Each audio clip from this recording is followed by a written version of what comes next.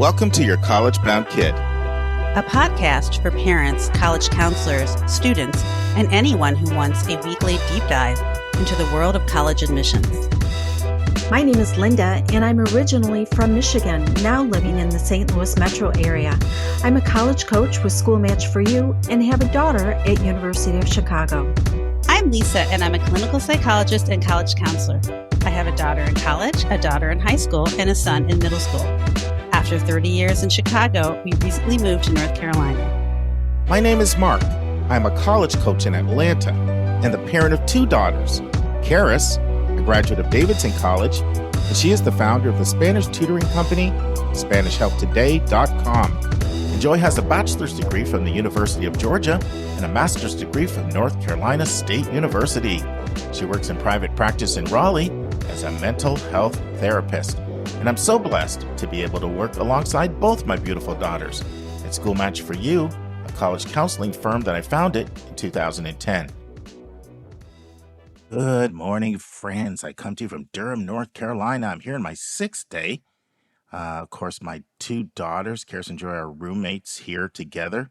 First time seeing their incredible apartment. And just had a great time. You know, they're best of friends here with my wife, Anitra. My mom left 2 days ago. And I'm on my way out, 5 a.m. back to Atlanta after 6 days here. But North Carolina and California, they're my two favorite states. I'll have to put Hawaii in there, of course, as well. Top 3 states. Florida was in there, but just some challenges going on in that state. But I still love the beaches. But I always have a great time when I'm here in the great state of North Carolina. And if you haven't visited, I strongly encourage you to check it out. It's really got everything. It's got mountains. It's got beaches. It's got beautiful trees and just a lot of beautiful people. I'm excited about today's episode. I want to do another update, and I have a question for our podcast partners. And then I'm going to be returning to the topic of, does test optional really mean test optional? How can you know if a school is test optional? Going to put 4 tests to a series of schools. And I'm going to give my honest opinion on whether I trust if a school really is test optional when it claims it's test optional. And so that should be an interesting conversation. But let's dive right in with our podcast partners update. Podcast partners are those who financially support our podcast. As you guys know, we run commercial-free content about 3 hours a week, which isn't cheap. But we made a decision early on. We did not want to have commercials. Both Anika and I hated commercials. And we just said, you know what? Could we deliver quality enough content that people would be interested in supporting it? And so far, we're still here. And we don't cover all of our expenses through it, but we cover the majority of our expenses through the donations. And we're a partnership with the community. And one way we like to say thank you to our donors is by sending out bonus content. So on Saturday, everyone who has ever given any amount ever, could have been a $20 bill 5 years ago, you do get our bonus content, which is 2 hours of extra content delivered directly to your email. And you should have received part 1 of a 4-part series Julie and I did, where we did a deep dive on the Why Us essay, which is the most common custom question or college-specific question that schools ask. So we took 90 minutes to answer questions like, why is the why us answer so poorly written? What are the most common mistakes we see as counselors? Why does this present a unique opportunity for students? And where can you get great content to write a great why us essay? So if you did not receive your first segment on Saturday and you've ever given a gift, please send an email to questions@yourcollegeboundkid.com. Or you can text me directly at 404-664-4340, 404-664-4340. We tried to go to great lengths to double check all of our donors and to make sure we never missed anyone. But I want to make sure we absolutely did not miss anyone. And you should receive part 2 coming up on December 2nd, part 3 on December 9th, and the final part on December 16th. Each is around a 22-minute segment. I was talking with a podcast listener the other day, and she said, oh, I get it. You use the NPR method. I get it. you're supported by the community. Yeah, that's just the approach that we like because we like to see ourselves as a listening family. And it has allowed us to pay our staff and expand to 2 episodes. You should know that no host has ever taken 1 red cent ever. If we ever have a good year and the amount that we received were to exceed our bills, then we would just expand and do different things like maybe purchase books that we send out to our listeners who send in a question rather than asking our authors to donate them. We'll just expand into different areas. We have a lot of big plans. We really do want to get these college spotlights we're doing into the hands of all CBOs and public schools. Love to be able to hire somebody to work on that project. But just as you support us, we'll continue to expand and try to make the podcast better. The second way we try to thank our donors is by recognizing them on our website to show appreciation for you. So once again, if you've ever given any gift, could have been $20 5 years ago, can you please make sure we have spelled your name correctly? If you just go to yourcollegeboundkid.com, you'll see a tab that says donate, and then under that it says our supporters. And we list all of our donors who have ever given, and we list them by state. So for example, we've had 1 donor from Alaska and 1 from Arizona, but we've had 37 from California. And we also have 27 podcast partners who give monthly. And you should see your name highlighted in light purple. So if you could please check for us whether you're a one-time donor, an occasional donor, or a monthly donor, just to make sure we spelled your name correctly, we've listed you properly, and please once again reach out if there's any spelling error, anything that's inaccurate. We want to just thank you from the bottom of our heart for allowing our podcast to expand to 2 days a week, and just all the ways in which you show your gratitude and your heart and your belief in what we're doing. It really, really, really means a lot to us. In addition to helping us meet our needs, it also is very inspiring. All right, let's dive in with the content because I really think we've got some good content for you today. So we're talking about how do you know if a college is really test optional? Well, 18 months ago, I did a segment on this, and I looked at 8 ways to tell if a school is really test optional. And it was one of the episodes we got the most responses to. I never ever went and checked the stats. You know, it's so funny, friends. When I first started this podcast, I checked the stats all the time. I literally remember checking the stats 6 times a day, sometimes even 8. I know I tend to be all in on stuff. And then after a while, you kind of get used to it. And then I literally might go 6 months and not check stats. I kind of forget about stats these days. And then I'll go in, I'm like, oh my goodness. So, I never checked the stats, but as far as just responses to emails, texts, things like that, that episode really landed well. And I want to kind of revisit that because a lot of things are going on. Another thing, friends, you told us in our questionnaire we did in 2022, where we had over 225 listeners submit a questionnaire giving your feedback on our podcast, what you liked, what you thought could improve, who your favorite guests were. It was a pretty detailed questionnaire we did. One thing that emerged from that is one of your absolute top things. In fact, it might have even been number 1, was trends. You love hearing about trends. It was admissions tips and trends that tested the highest. I can't remember which one came in at the top, but those were the top 2. And we gave you a whole bunch of things that we could discuss, from things like financial aid and scholarships and just a whole series of things. And admissions tips and trends tested the best. So that's always resonated with me. And I always want to make sure that we're giving you tips and we're giving you trends. And I see a new trend that's starting to emerge in the test optional movement, and I want to share it with you. So let me give a recap overall of the test optional movement.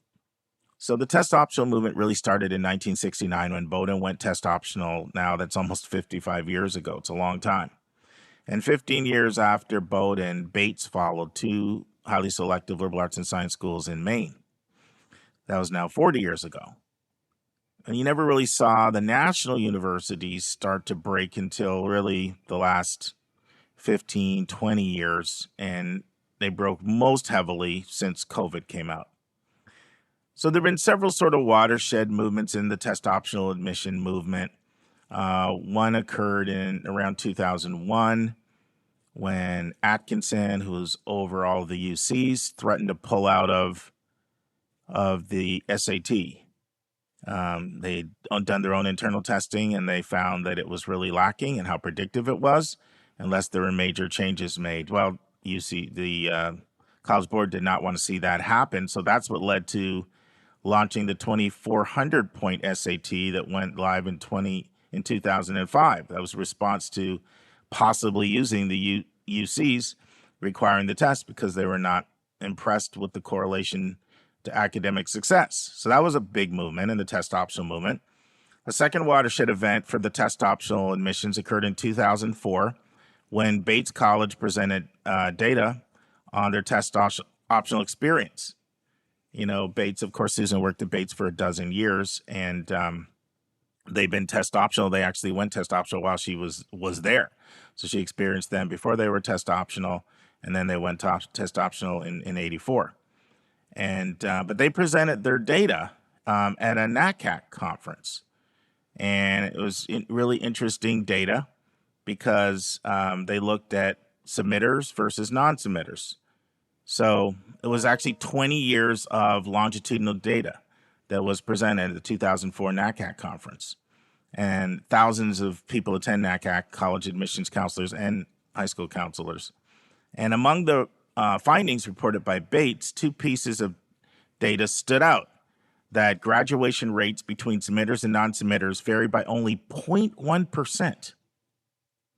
And average GPAs varied by only 0.05%. This is 20 years of longitudinal data. In addition, non-submitters actually had slightly higher graduation rates, even though non-submitters were 160 points lower on the SAT.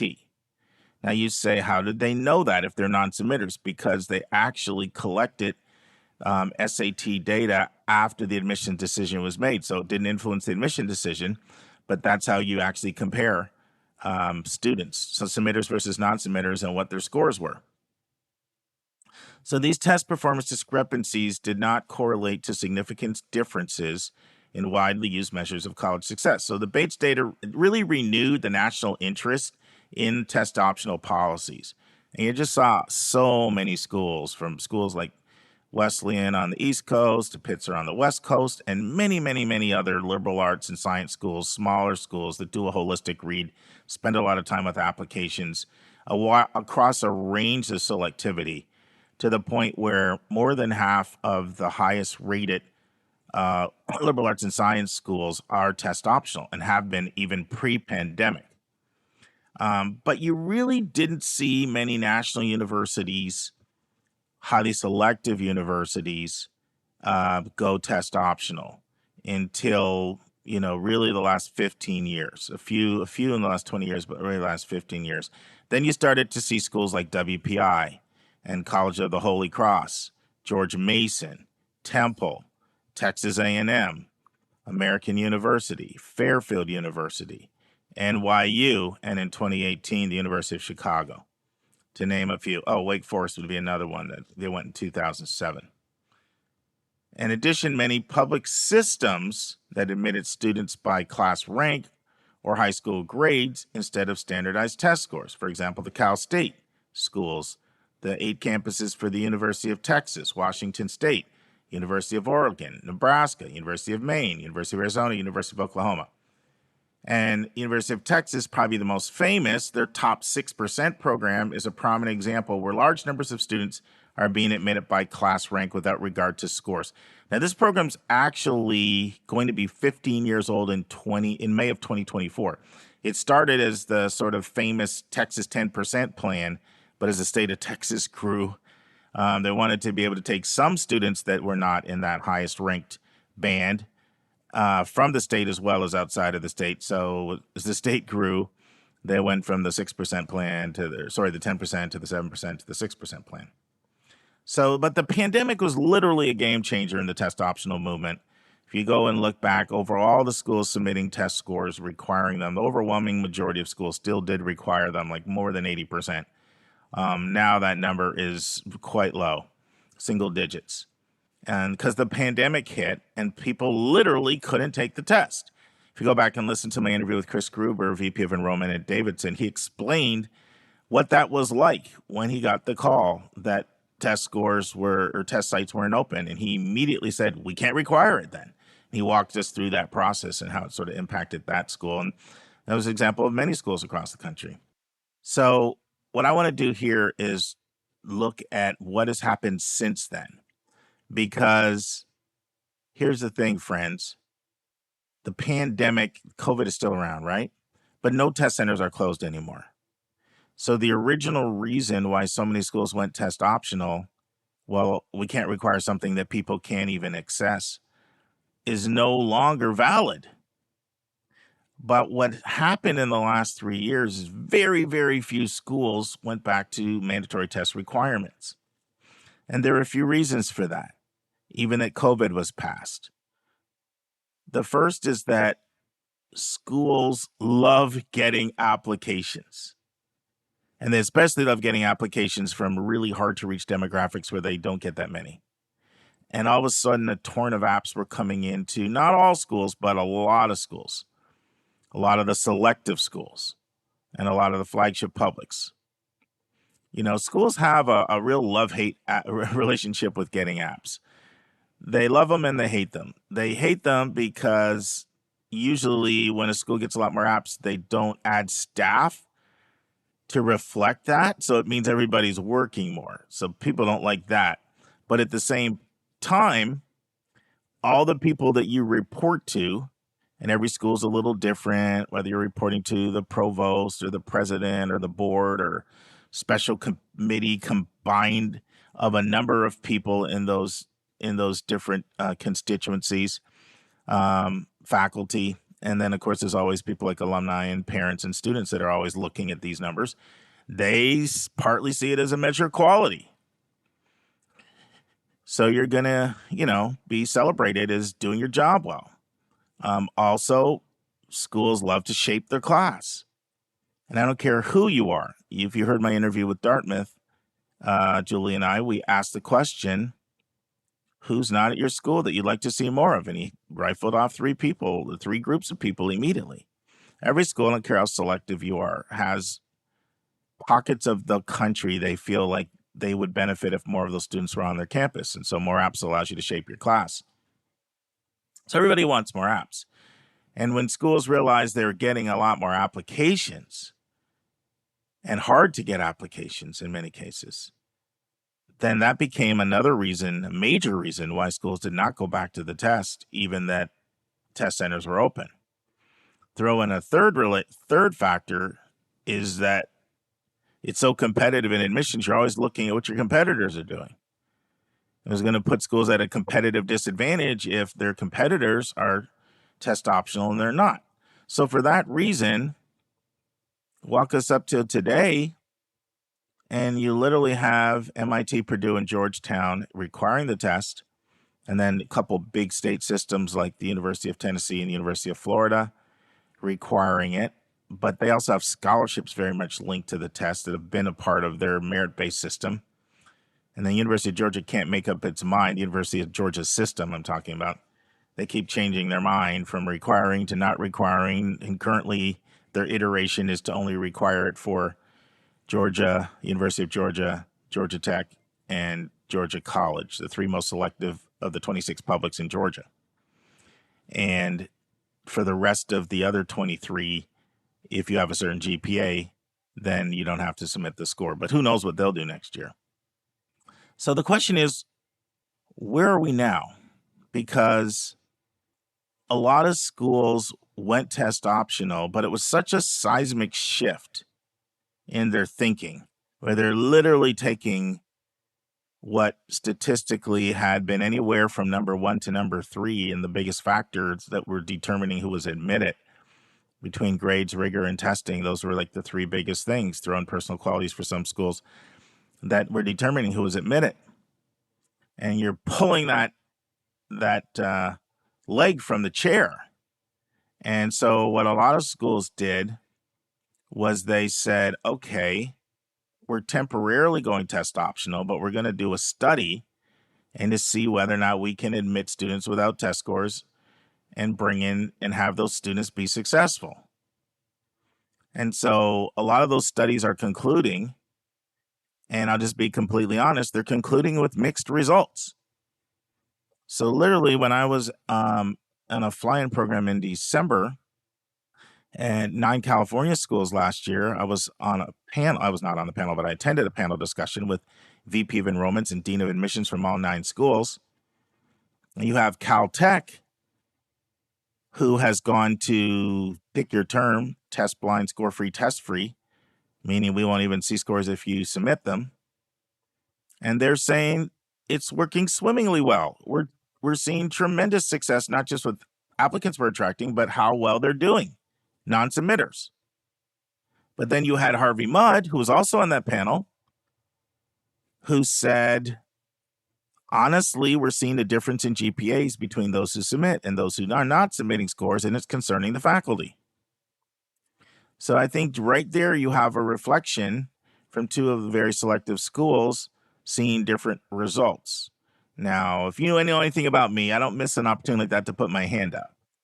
And so I did put my hand up and I asked a question to Mudd, which was, if you're seeing a differential in GPAs between test submitters and non-submitters, and Caltech is not, why would you not first ask yourself, maybe we need to improve our ability to read an application and get better at it because we're new at it, as opposed to, oh, you have to go back to test scores. Now, fortunately, I was speaking in friendly territory, and the person was like, yeah, that's what I'm trying to convince the faculty of. But a lot of places, faculty like scores. A lot of places, faculty have a lot of say in admissions policy. So for some people, the perspective now is, okay, you told me we're doing this because of COVID. I understood it at the time, but COVID is over. Why don't we return to requiring scores? Now, it's so competitive out there. You've got the schools just fighting for survival. They tend not to be as selective, so they don't really need scores. You have that group in the middle. They really don't want to lose the applications they're going to lose because nobody would like it. I'm talking about parents and students, applicants. I shouldn't say nobody, but let's say more than 98% of people, or, a very, very high percentage, let me just be safe, would not like it for a school to stand up and say, we're going back to requiring standardized testing. That is not a message anybody wants to deliver to a group of students and parents. So that group in the middle, for the most part, even if they like scores, they'll feel like their hands are tied behind their back. We can't do it. It's just going to hurt us with our applicants. So they can't do it. And then it's just that group at the tippy top that you need to keep your eye on. And so what I want to do today is kind of walk through the most selective schools, 4 tests I ask myself when I'm looking to see, are they really test optional? And they say they are, but are they really? And I thought it might be helpful for you to hear it as well. So the first thing I want to say is, I'm an admissions person through and through, absolutely love the job. I still think like an admissions person. And I find admissions people, they have high levels of integrity. They care about kids. They're really doing service work. But I say all that to say there is such a thing as admission speak. And there are some things that admission officers say that are admission speak that are not the complete truth. For example, how many schools say that they're need blind, meaning they don't look at finances at all in the admission process? However, they're not need blind for transfer students. They're not need blind for international students. They're not need blind for their wait list. And they target and prioritize wealthy schools in their admissions travel. So are they really need blind? As Peter Van Buskirk says, you can't be a little bit pregnant. You're either need blind or you're not. And if you're not passing all those tests, you're not. And Peter's actually convinced me there's really nobody truly, truly need blind. If you really look at it, nobody could just have their whole applicant pool be students that cannot pay. And so they have to do certain things. But you'll hear that term used all the time, need blind. Another thing you'll hear that I would call admission speak. And I'm still mad at myself that I never put my hand up in the question and answer session and asked this at the last group gathering I attended with Rice, Cornell, Pomona, and Emory, and WashU. All 5 of them said, we don't look at demonstrated interest. All 5 of them. But 4 of those 5 schools have 2 rounds of early decision. If you heard my interview with Matt Bonser, the director of Michigan Colorado College, when we talked about 16 different ways to demonstrate interest, and he rated them all from 1 to 10, 10 meaning very important. Actually, he went 0 to 10, 0 meaning a complete non-factor. There were zeros on there, and if I recall correctly, there was nothing higher than 4 out of 10, except for one thing, ED. That is the ultimate demonstrated interest. That's the 10, as he said. So, of course, you look at demonstrated interest if you have a binding early decision program. So there is some admission speak out there. So you're going to hear people say they're test optional when it's a partial truth in some instances. So who are the people then that may not truly be test optional? Well, there's 4 tests that I want to focus on today. One is it an extremely highly selective school?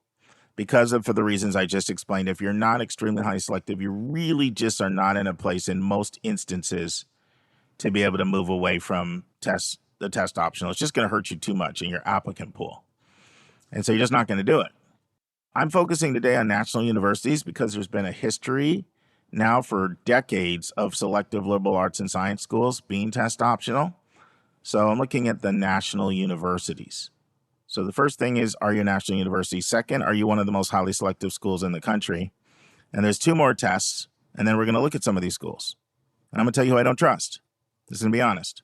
It's not that I don't trust the school. I just don't trust that they're truly test optional. The third thing is, what exactly are you saying about your test optional policy? What is your website saying? So I guess you could argue I do trust them because a lot of times they're saying what their policy is if you actually look what they say. If you really look at the wording, it's very, very different. And there was a question that we had come in from one of our listeners that pointed this out. And I want to play that question for you. Hi, my name is Alex.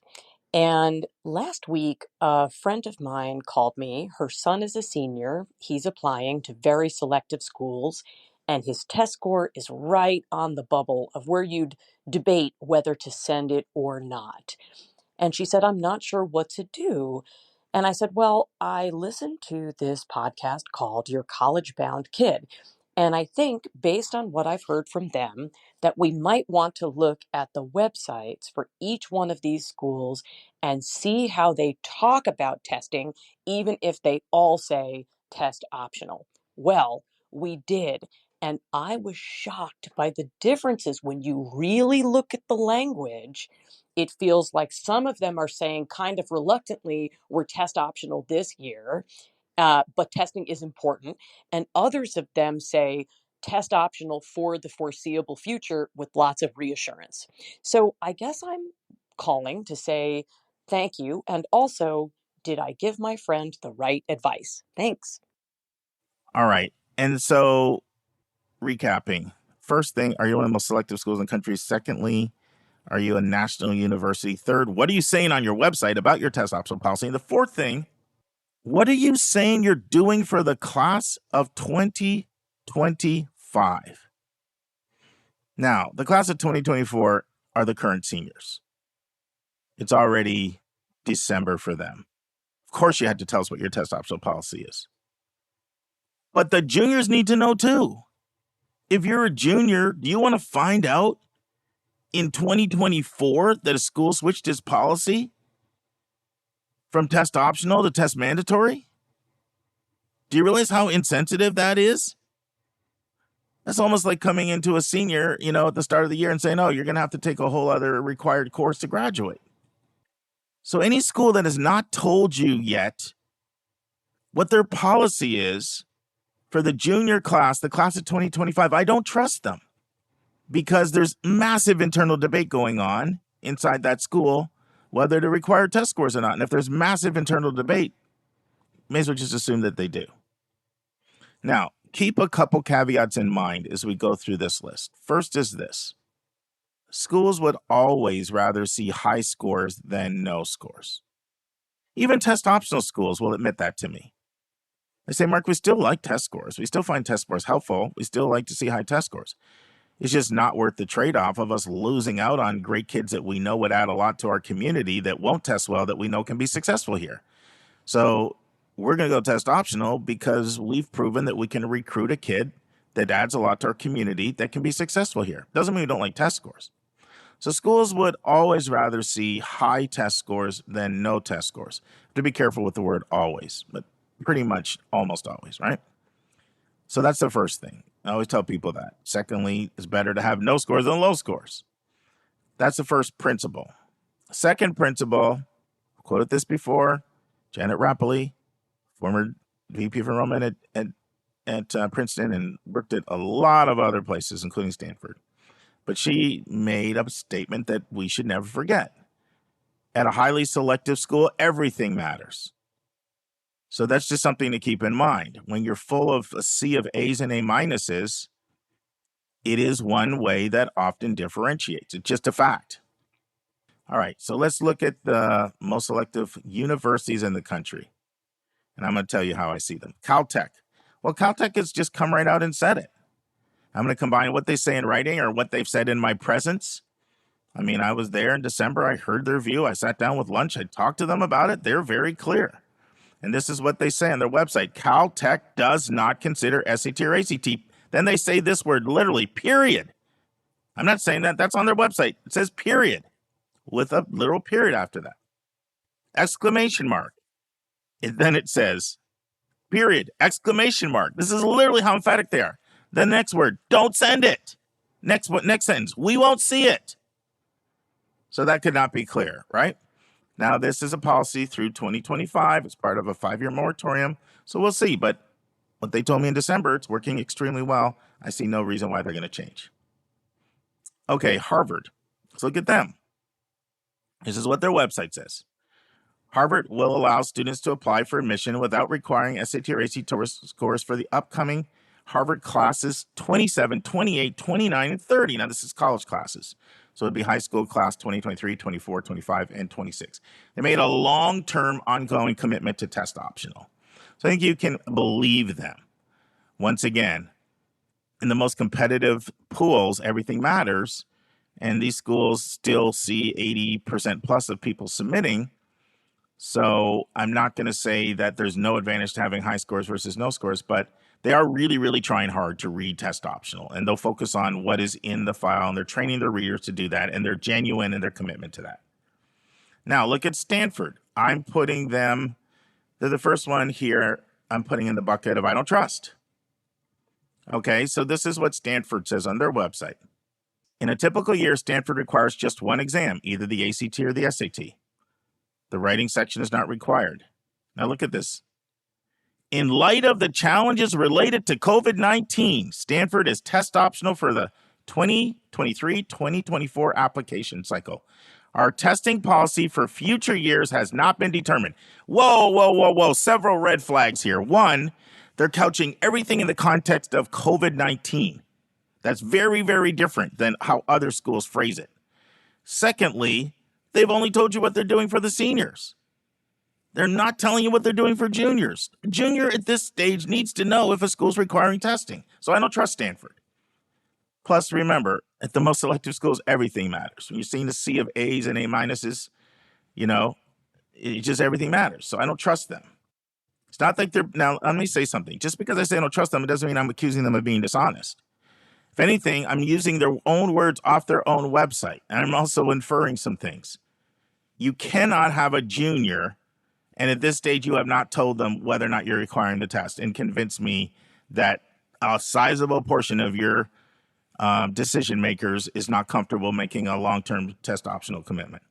Now, Columbia, they go in the category of Caltech and Harvard. Big bold print on their website. Columbia University permanently drops SAT, ACT admissions requirement. I'm almost feeling uncomfortable using the word not trust because I'm really trusting what they're saying. I'm thanking them for being as explicit as they are. If you read what they actually say, you can see their policy.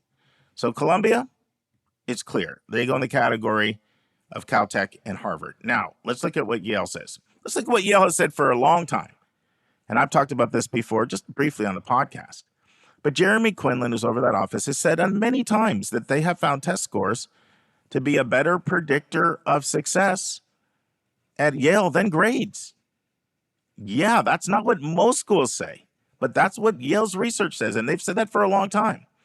That's why when they came out test optional in the 2024 class, I knew Harvard had just put pressure on them by Harvard going test optional through 2020. There's no doubt in my mind if Harvard would have required test scores, Yale would have, because they've come out and said it.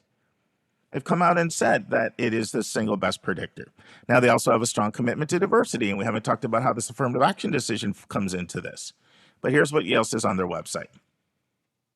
Yale will extend its test optional admissions policy to the 2023-2024 admission cycle. All applicants for undergraduate admission for the fall of 2024 may apply with or without ACT or SAT scores. The admission office plans to announce a long-term policy on standardized testing in the winter of 2024. Okay. The decision will be informed by the data and insights generated from the most recent admission cycle. Now, I encourage you to listen to an interview that Jeremy Quinlan had on Lee Coffin's podcast, The Admissions Beat. Season 5, it's episode 7, if I remember correctly.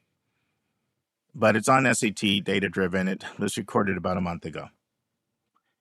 In that interview, Quinlan once again says something he said many times before, and just in smaller circles, that Yale's research shows that standardized test scores are a better predictor than grades. How can you trust a school? Maybe I shouldn't put it differently. You need to trust what he's saying. Listen to what he's actually saying. If something is more accurate than grades, isn't it not going to be a factor if they see it or don't see it? It's pretty obvious. And I'll say more about Dartmouth in a second. Now, this is also on the website. Applicants who have successfully completed one or more ACT or SAT exams should consider including scores. Check this out. Even if those scores are below the ranges listed. Yale's internal research has consistently shown that standardized test scores are a significant predictor of student undergraduate academic performance. So, you know what? I want to shout out Quinlan for his transparency and integrity to put that out there. This is on the website. I had someone reach out to me last year. Why is Yale asking me to send scores even if they're poor? Why would I do that? But that's what they were asking, because they find them valuable. When students include scores with their applications, the Yale Admissions Committee evaluates them within the unique student's context and uses them to augment other academic indicators throughout the application. So I commend Quinlan and for showing integrity with what he's putting on his website. He's perfectly telling you very clearly what they think. And he also said it on the podcast, and it's right on the website. So Yale clearly goes in. I shouldn't put in the context of I don't trust them. I should say not sending scores could be a detrimental factor.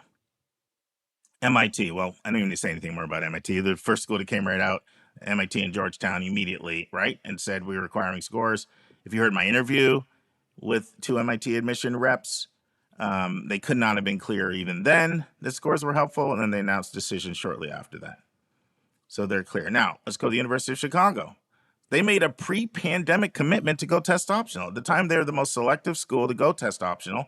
We called an emergency podcast to cover it. This is early 2018.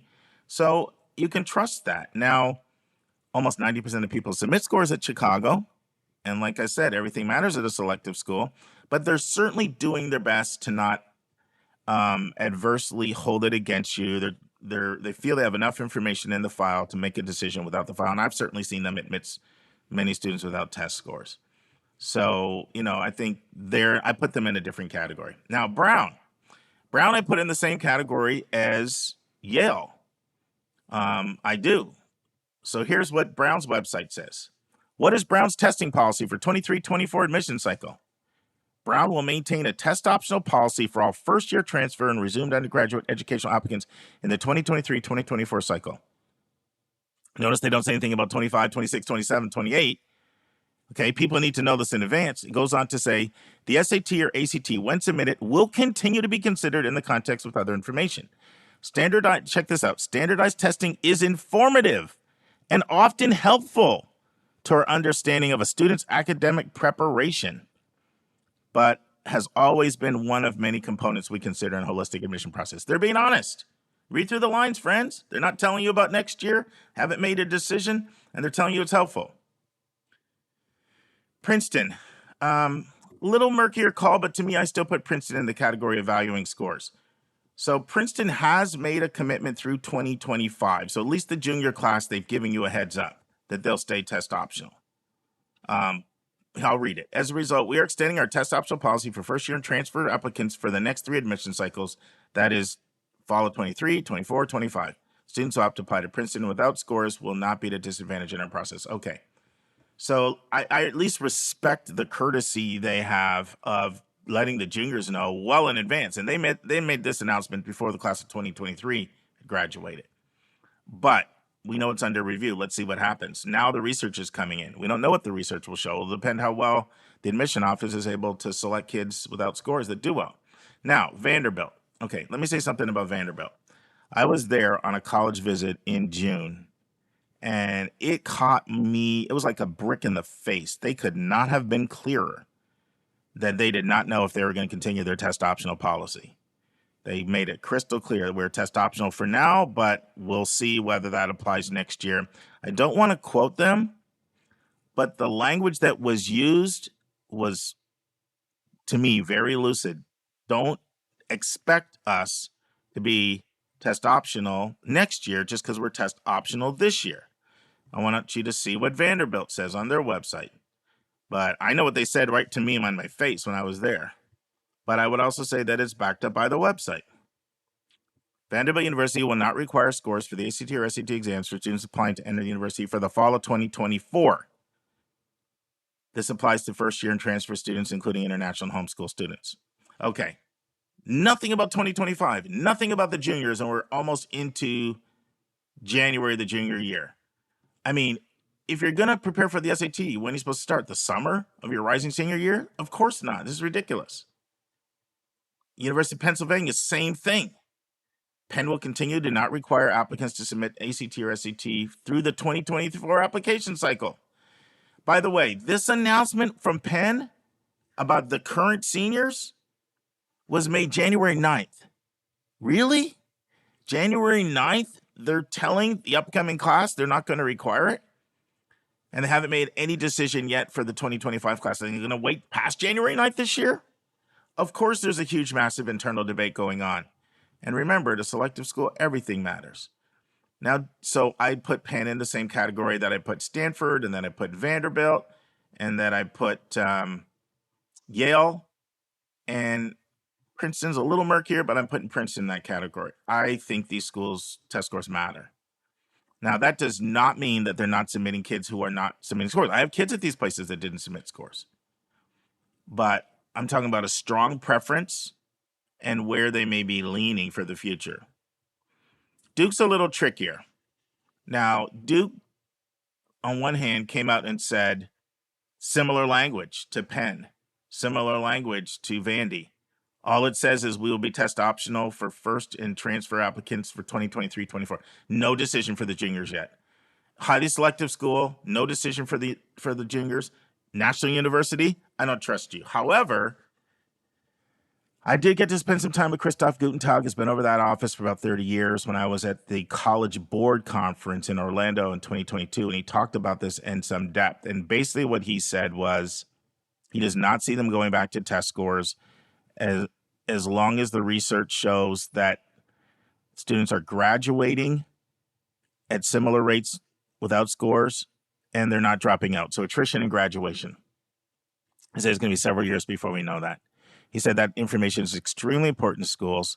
If it comes back and shows that graduation rates and attrition rates, and I don't remember if he said average GPA, so don't quote me on that. I don't remember him saying that. I remember him focusing on attrition and graduation rates. If those are similar, then he doesn't see a change. But if they are, then that's really serious, and that policy will most likely not be sustained. But he did say it would be several years. However, Friends' early decision information is out, and Duke went through the moon. They're up 28% in their ED applicants.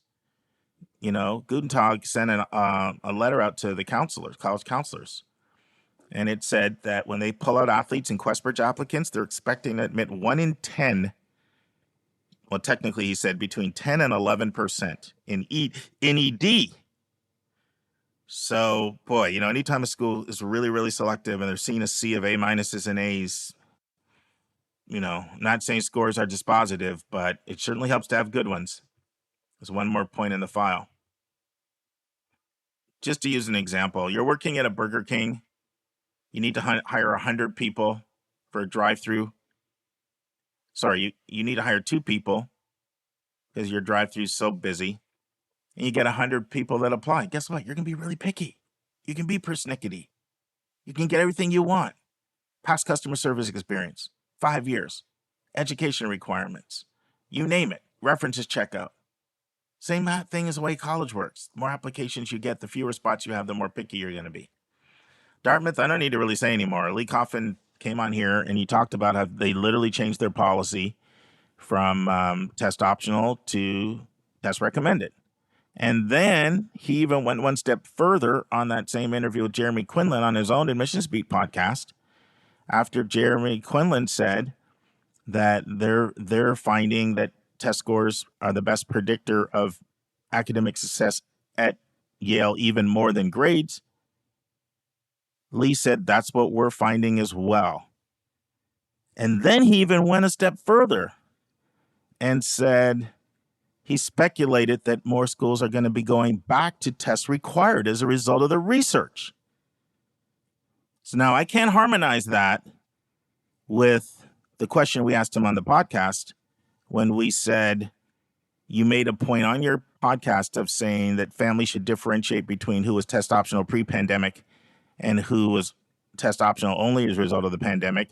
Are you therefore telling us that at Dartmouth, you were not test optional pre-pandemic and families need to send scores that could hurt them? And his first response was no. So I can't square those away. I just know what I heard him say. You can go back and listen to yourself and form your own conclusions. Johns Hopkins, more in the murky middle. I respect the fact that they say that they have gone test optional through the class of 2026. So they've made a 3-year commitment in advance. At least even the sophomores know that they won't have to submit scores. However, they put it all in the context of COVID-19 because of the continued impact of COVID-19 on testing availability access. Anytime you're couching it in that context, it's very different from how Columbia and Caltech are describing their reasons for going test optional, or Chicago, or a Wesleyan, and all the other schools. So a little trickier there on that one. But I do respect the fact that they at least understand that high school students need to plan stuff out in the future. Northwestern, I'm not trusting them. Here's what they say. Northwestern will be test optional for first year and transfer applications for the 2023-2024 cycle.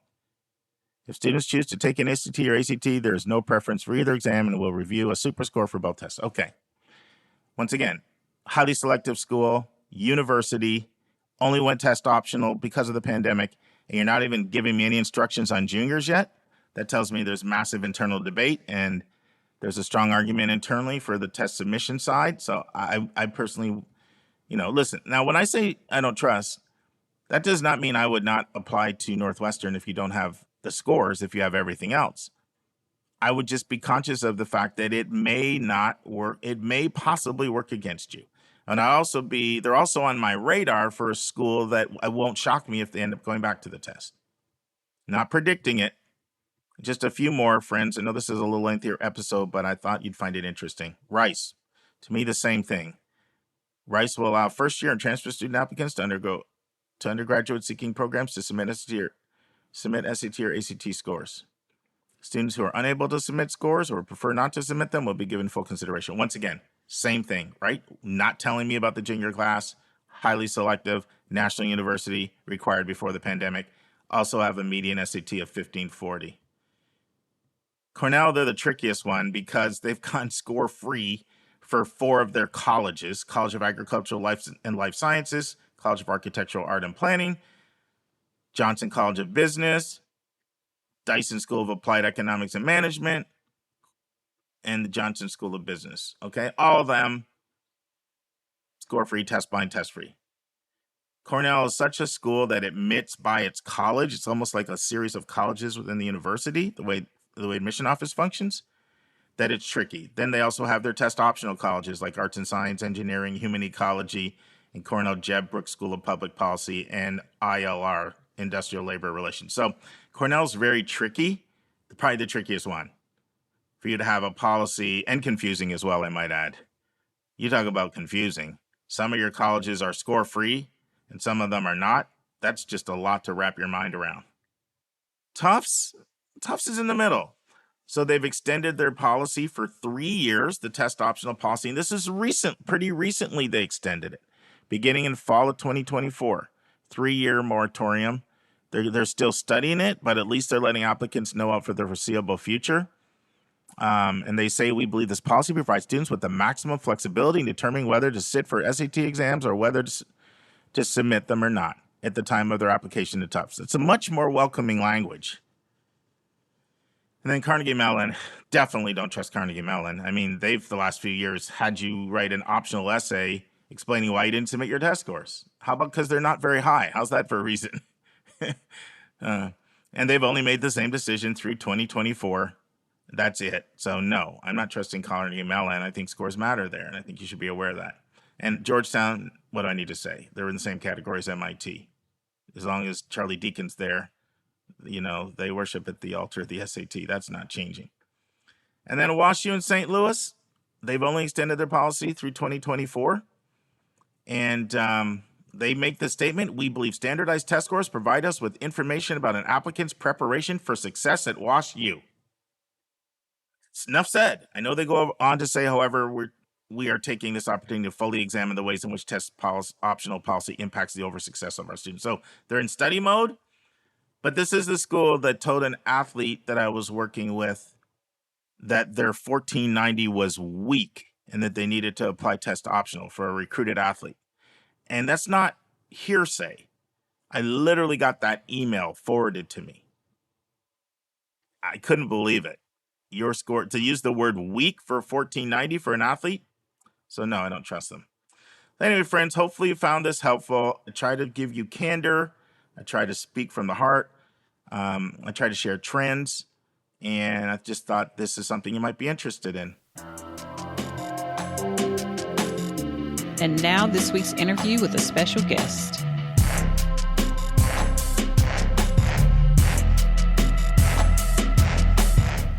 Friends, in this final part of Lisa's interview with Dr. Andrea Brenner, a series we've been running through the entire month of November, Lisa asks Andrea, what are the most important things a parent can do now for their students so they'll be prepared?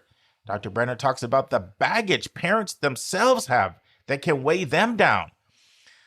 And Lisa puts Dr. Brenner on the hot seat. And then Dr. Brenner comes back and talks about her own dissertation and how that has really been so illuminating for her for the rest of her career and what her dissertation was on. And then Dr. Brenner talks about talkingcollege.com, and you can access her books, her cards. You can book a speaking engagement with her. We really want to support the work Dr. Brenner's doing. So she talks about talkingcollege.com. Listen and enjoy. Colleges are usually more diverse than most high schools. And so by nature of that, students are going to come into an environment that's more than likely more diverse than they've been used to. And I think it's really important to think about what would you do scenarios. If you're not comfortable talking to people or you haven't had experience talking to people who've had a different upbringing than you, maybe a different political identification of yourself or your family, how can you talk across difference and still get along? And that might be with a roommate or with a new friend or somebody in a classroom who you disagree with. So there are, just getting along with others' skills. And some of that starts with probably the easiest exercise would be, once you know where you're going to college, take a look at the demographics of that college. Look at the breakdown. How do students identify? How many students are on financial aid? How many adult students are on that campus? How many students are of military status? Know who is going to be in your new environment, and know who's going to be in that community as well. There might be a large immigrant community or a language that you haven't spoken before in that community of your college. So I think being knowledgeable is first and foremost. And then, as early as possible, get involved on college campuses, if they don't already exist in your high school, with clubs and organizations that talk about difference, right? And they might be free speech related things or civic polite conversations. Sometimes it's, they're called tough conversations, or talking across difference. But I think the more students can educate themselves, and of course this is parents as well, the more humans can educate themselves, talking to others, and especially others whom we may not agree with, the better prepared for college you're going to be. Yeah, and I feel like even this week in the news, um, you know, as we're recording this, the Israeli and Hamas slash Palestine conflict is in full swing, and I know that on college campuses that's caused a lot of issues Right. with students who have opposing alliances or viewpoints really clashing Yep. with each other. So I mean, I think it's probably not, life is not going to get less complicated, I'm No, guessing. no, definitely not. Definitely not. But knowing how to talk to others, I think, is really Hmm. important. One thing that is, I think, really important, and maybe even easier than some of the political, racial contexts, are socioeconomic differences, because that's going to be something that's going to be really powerful. And so, in my card decks, I actually talk about, what would you do if you're in a situation where you can't afford things that your friends or roommates can, and vice versa. What if you're with a bunch of students who all say, let's go out for sushi, but you're on the meal plan, and that's your scholarship, and that's where it's at. How do you talk across difference, and how do you say, hey, this is a tough thing for me, my life is different than yours, can we maybe do something different? And be aware of those surrounding you. So it's awareness is the first step. Right. No, I think that's a great idea. So, what kind of recommendations in general would you have for parents? I mean, obviously, it's like buy the book and do the cards, right?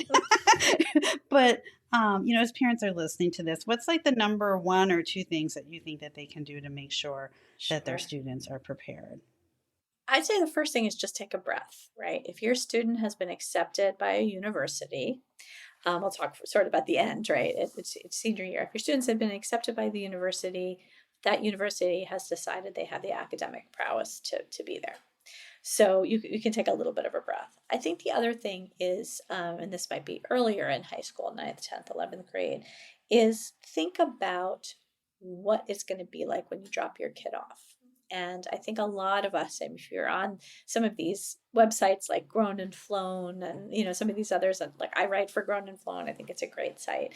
But we're bombarded with images of this, a very young child with a backpack, and it says like, oh, what the mom sees when their kid heads off to college, right? And there is a part of us that does that. I think it's really important for parents to remember that when we're dropping our kid off at college, be it in the fall or be it, a couple of years from now, we are actually dropping them at a university where we have the baggage with our kid. We look at our child and we remember they didn't know how to tie their shoes when all their classmates did, or they couldn't make it through the sleepover in 5th grade because they needed to come home early. And we have trouble, I think, as parents, separating all of that baggage, all of the raising them with this young adult we're dropping off. But we have to remember, and I love to tell parents this, remember that it's a clean slate environment, and that your college or university is welcoming your child.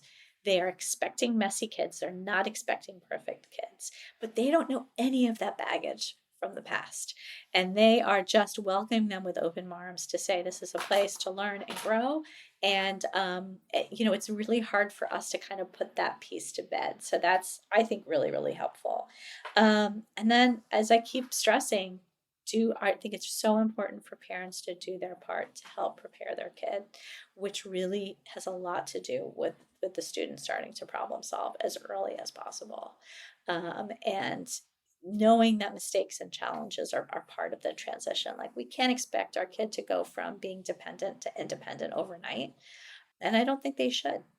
But instead of us being the first people our kids go to, there's a whole host of campus resources, right? There's wonderful counseling centers, there's academic support, there's TAs, there's writing help, there's reference librarians, there are peers, there are RAs.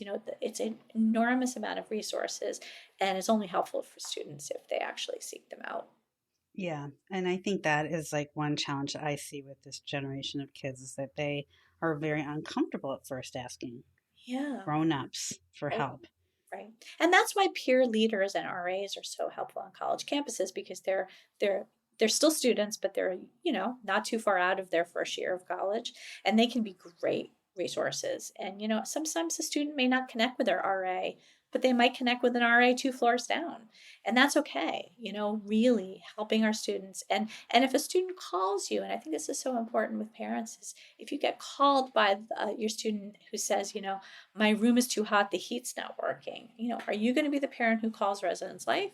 Or are you going to be the parent who says to your student, well, who are you supposed to call in that situation?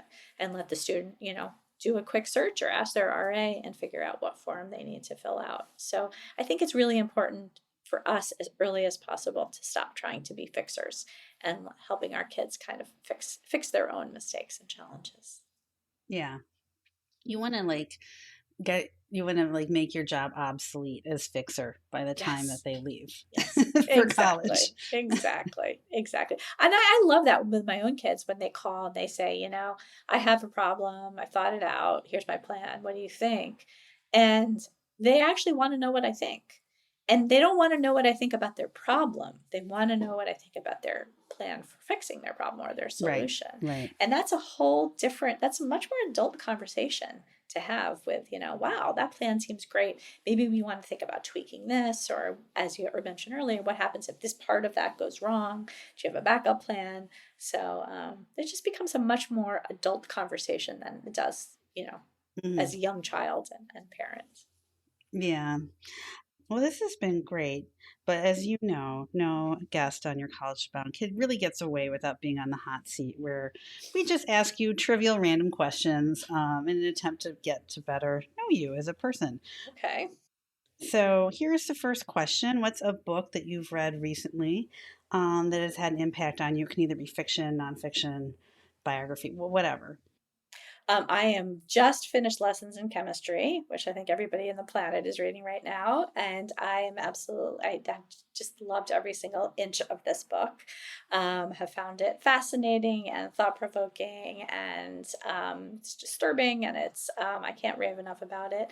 And I know it's about to come out, or maybe it's already out as a I think it's series. already out on Netflix, I think. Anyway, I don't know. Not shilling for Netflix. Definitely got to check that out with Brie Larson.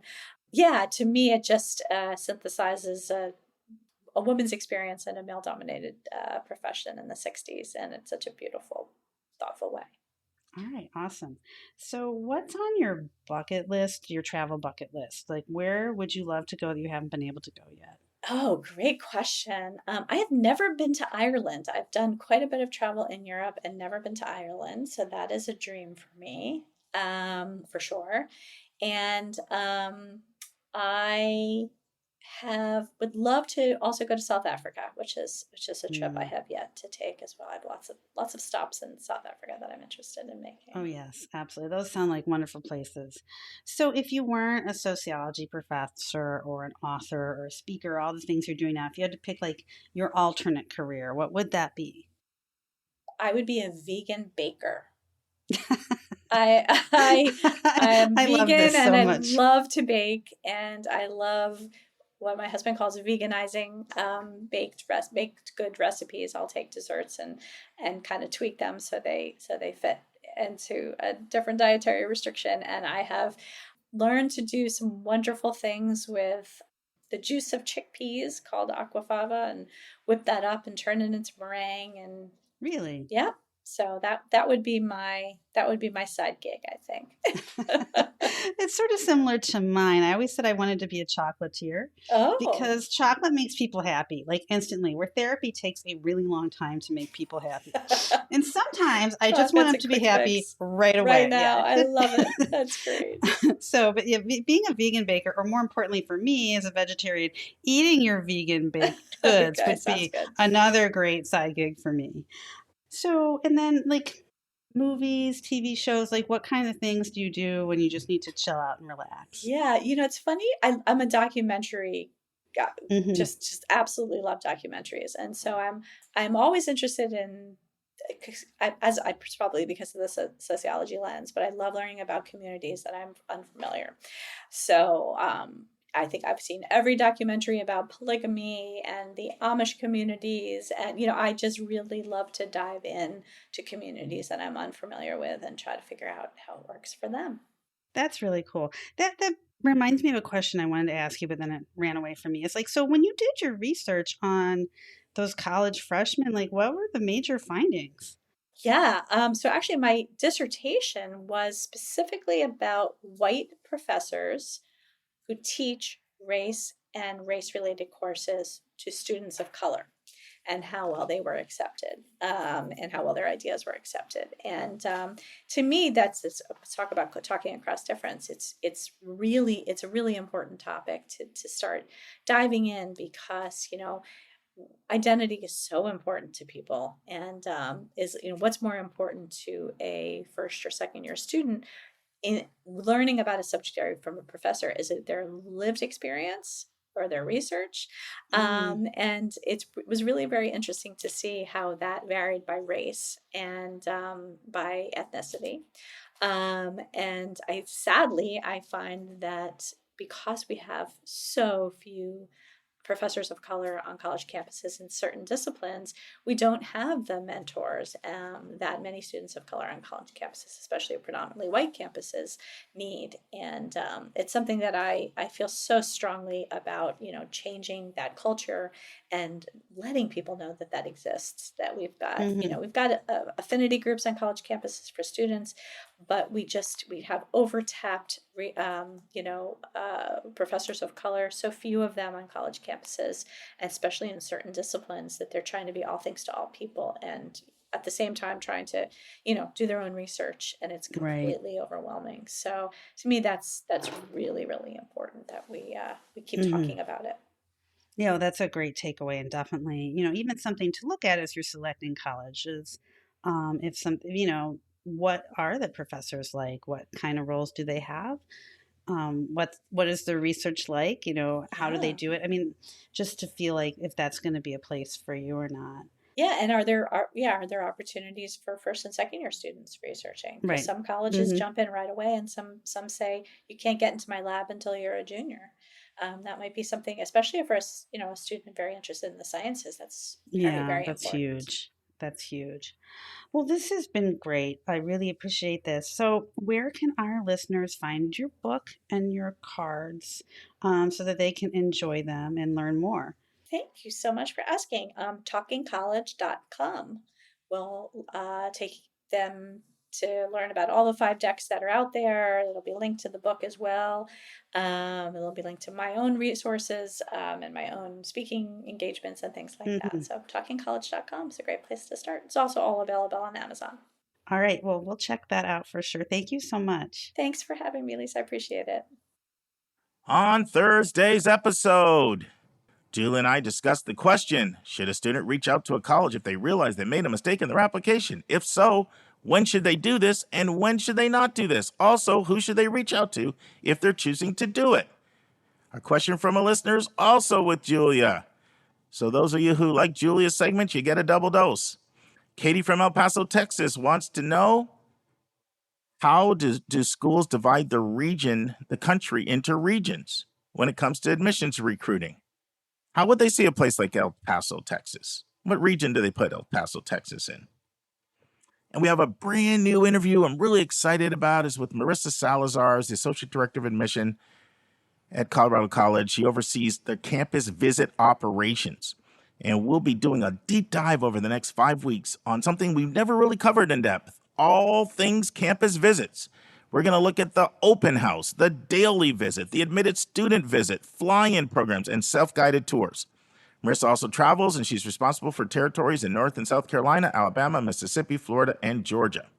And friends, we're giving our staff a break through January 1st, so no college spotlight, but they will resume in January of 2024. And friends, I close out with a quote on the personal statement. As you know, I'm reading 9 of 15 quotes I got from the website called The Admission Game. And I chose this theme because you can't change your transcript in the 12th grade. You can't change your activities. You can't change your recommendation writers. You can't change, in terms of you can't influence what they're going to say. Your opinion's already, die's already cast. You can't really change your standardized testing, but essays are the one thing you can get in really late and still produce a quality essay.